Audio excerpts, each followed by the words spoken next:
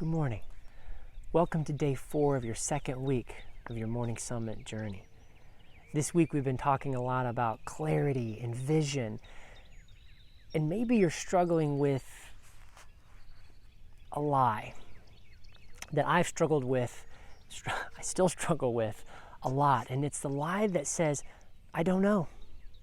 What's your vision for yourself? I don't know. What do you want to do? I don't know. Where should I don't know. And what I've learned in my life that the I don't know, it's not a message of humility where I'm just admitting my finiteness and the lack of knowing everything. It's become in my life sometimes a cop-out. What do you want to do? I don't know. I don't want to make a decision because I'm afraid of failure or rejection. Many times, especially as young kids, we're taught almost subconsciously that failure decreases our worth and our value. So we learn that to not try is better than to try and fail. And that's sad because it keeps men from making commitments. And the thing that is the difference between a boy and a man is a man makes commitments and fulfills his responsibilities. Many young men struggle with making a commitment to a woman and marrying her. I'd rather just live with her. Let's just see what happens. Many men struggle with making a commitment to a career, and so they just do what's easy and never just go all in for the dream that they have in their heart. Many men are afraid of committing to God and giving their whole lives to Him, because what if God's view for my life or His will for me is boring, or I don't know if I can commit to that. I don't know.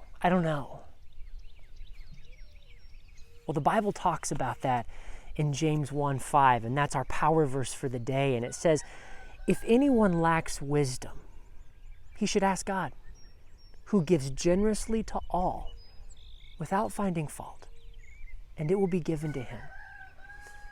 Now, there's a lot of amazing things in this verse for you. First, if anyone lacks wisdom, if you're saying in your life, I don't know, that's lacking wisdom, he should ask God. Jesus says, if you ask, you will receive. And this verse says, God gives generously to all. He won't just give you a little wisdom. He wants to give you a lot of wisdom. And it says he gives generously to all. You see, God isn't a respecter of persons. He's not like, well, I'll only give generously to you if you've been good, or if you're the right gender or race or political party or whatever that our world is trying to divide us into. He says, no, he gives generously to all without finding fault.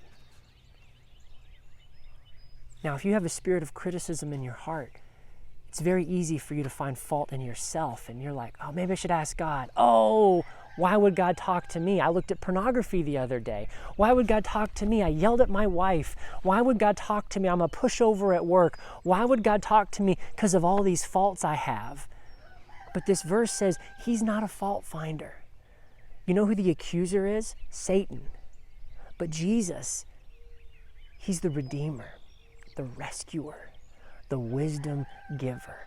So if in this week of clarity you're struggling with the lie, I don't know, ask God, who gives generously to all, and that includes you, without finding fault.